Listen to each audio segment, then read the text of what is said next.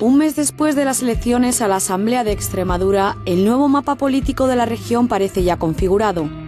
Un tapete que arroja dos novedades después de 28 años de gobierno socialista.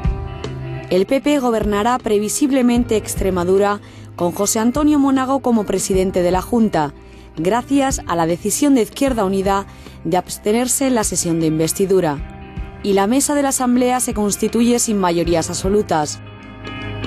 Comienza pues una legislatura donde las decisiones tendrán que tomarse de forma consensuada, puesto que ninguno de los partidos con representación tiene esa mayoría por sí mismo.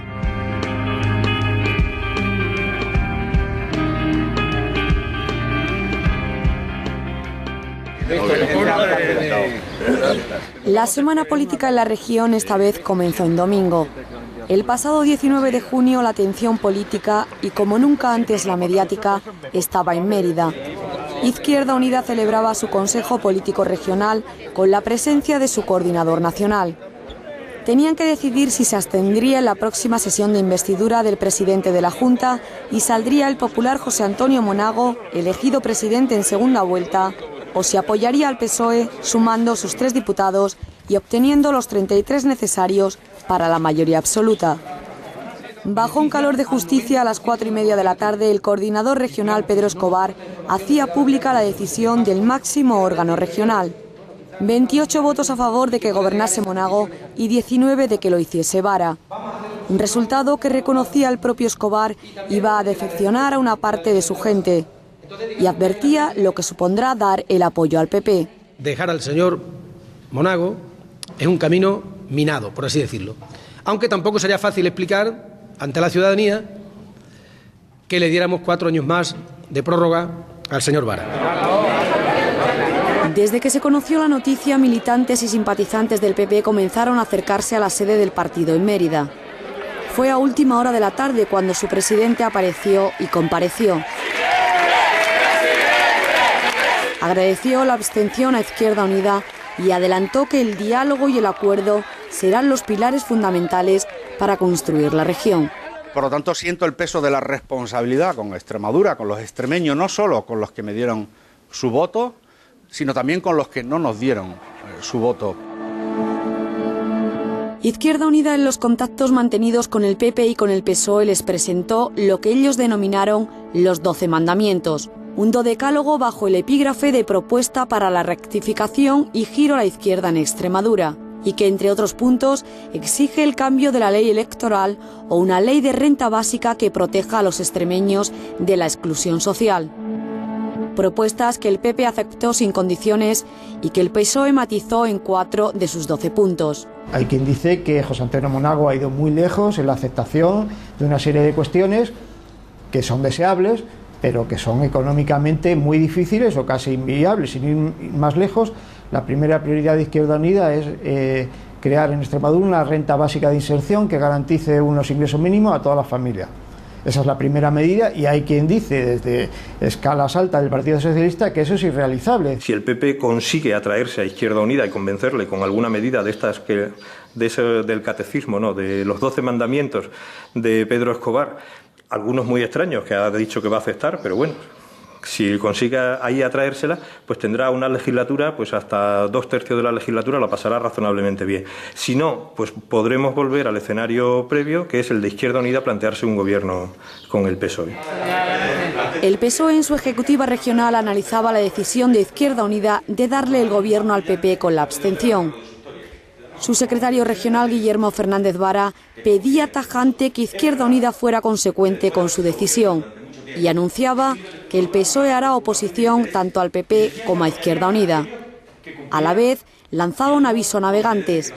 Tampoco aceptaría la presidencia de la Asamblea como le propusieron los otros 2 partidos. Si no les servimos para gobernar desde el gobierno, que no cuenten con nosotros para gobernar desde la oposición. Porque esto no es ningún juego de niños. Esto no es un juego ni de vendetas ni de venganzas. Esto se llama Extremadura y con Extremadura no se juega. Que se lo guisen y se lo coman, pero que asuman las responsabilidades. Nosotros nos vamos a la oposición. Oposición al PP y oposición a Izquierda Unida. nos vamos a la oposición. Y nos vamos a la oposición con todas las consecuencias, incluido en que en el día de mañana no participaremos en ningún tipo de acuerdo. El martes se constituyó la Asamblea de Extremadura. Antes de la sesión había distintos escenarios. En los alrededores del Parlamento se concentraba un grupo de representantes del 15M. Y unos metros más allá, los 3 diputados de Izquierda Unida volvieron a ser el foco de atención de todos los medios de comunicación, mientras llegaban el resto de diputados que elegirían al presidente de la Cámara. Queda proclamado presidente de la Asamblea de Extremadura el ilustrísimo señor don Fernando Jesús Manzano Pedrero. La elección de Fernando Manzano como presidente de la Asamblea en la segunda vuelta y la elección del resto de miembros de la mesa evidenciaba el acuerdo previo entre PP e Izquierda Unida para gobernar también el legislativo y la necesidad de acuerdos en todas las propuestas. Un hecho que señaló el presidente de la Asamblea en su primera intervención tras asumir el cargo. Es el deseo de los extremeños que el diálogo, la empatía y el consenso sean las notas predominantes en esta Cámara. Y es deseo de esta presidencia devolver el protagonismo al Parlamento como templo de la palabra. Así el PP ostenta la presidencia y vicepresidencia primera de la mesa, el PSOE la vicepresidencia segunda y la secretaría segunda. E Izquierda Unida tiene representación con uno de sus 3 diputados como secretario primero. La expectación no ha decaído en ningún momento, tampoco después de constituirse el Parlamento. Y las reacciones a la composición del hemiciclo dejaban clara la postura de los grupos. Esta mayoría parlamentaria, formada por Izquierda Unida y por el Partido Popular, se consolidará en el futuro por el bien de Extremadura, porque necesitamos un gobierno estable y no un gobierno sometido a vaivenes y a veleidades como mociones de censura. Nos parece que la mesa refleja la composición de la Cámara y lamentamos que el PSOE se haya mostrado como un partido totalitario en el que se plantea o conmigo o contra mí. Si estamos con ellos, todo es razonable y todo está bien, y si no estamos con ellos, parece que somos sus enemigos mortales. Las posiciones enfrentadas entre el Comité Regional y el Federal de Izquierda Unida han levantado aún más el interés entre los medios. Después de 28 años de gobierno socialista llega el PP a gobernar esta comunidad, así que hemos venido concretamente hoy por todo el revuelo que se ha armado, que se habla de tormenta interna en Izquierda Unida, entonces ha habido equipos en Madrid que han cubierto las declaraciones de Cayo Lara y nosotros paralelamente hemos seguido y hemos querido conocer la opinión de los militantes y concretamente de los 3 diputados de Izquierda Unida aquí en Mérida. Mientras se constituía el Parlamento en Mérida, en Madrid se reunía la Dirección Federal de Izquierda Unida para decidir si sancionarían a los diputados extremeños. Finalmente se decidió no sancionarlos, si bien esperan que rectifiquen en la sesión de investidura. En la petición firme, sin duda, sin ambaje, de los órganos federales de que rectifiquen, y estamos convencidos de que así será. No nos queda más remedio que obedecer lo que nos han dicho nuestros compañeros, porque si no, le estaríamos diciendo a las bases que nosotros somos una especie de déspotas ilustrados, que queremos todo para las bases, pero sin las bases. Y uno está dispuesto a dejarse la piel, pero no está dispuesto a dejarse los principios. El miércoles, el presidente de los populares extremeños se reunía con su jefe en Madrid. José Antonio Monago le comunicaba a Rajoy que ya tiene pensado su gobierno, que serán 7 consejerías, pero no dio nombres. Y asumió otro de los 12 mandamientos de Izquierda Unida, que el PP no llevaba en su programa electoral: modular el impuesto de sucesiones mientras que habían prometido suprimirlo, y pedir al Gobierno central que recupere el de patrimonio. Y yo los razonamientos que le he dado ahora los voy a defender en los órganos de mi partido. Es decir, no es lo mismo el impuesto de patrimonio, insisto, de personas que con carácter especulativo tienen bienes en Extremadura, que aquellas que tienen bienes en Extremadura pero están invirtiéndolo y están generando empleo. Creo que no tienen que tener el mismo tratamiento fiscal.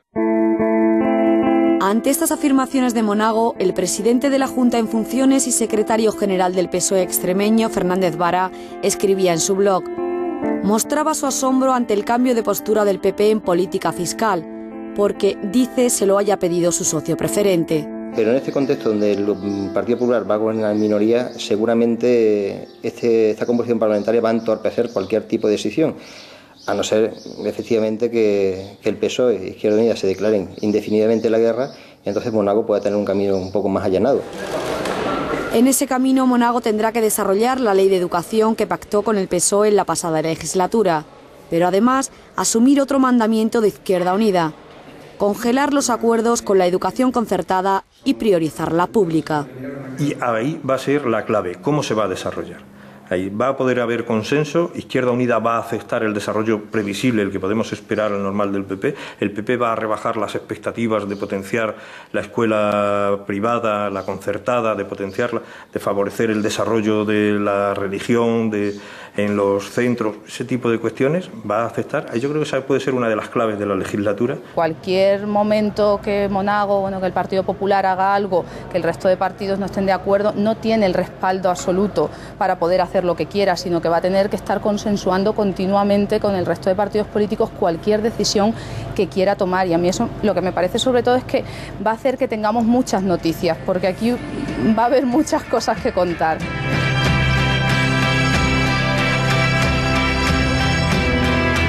El siguiente acontecimiento que contaremos ya tiene fechas. El próximo 4 y 5 de julio se celebrará el debate de investidura. Previsiblemente será el día 7 en segunda vuelta y con mayoría simple cuando se elija al nuevo presidente de la Comunidad Autónoma de Extremadura.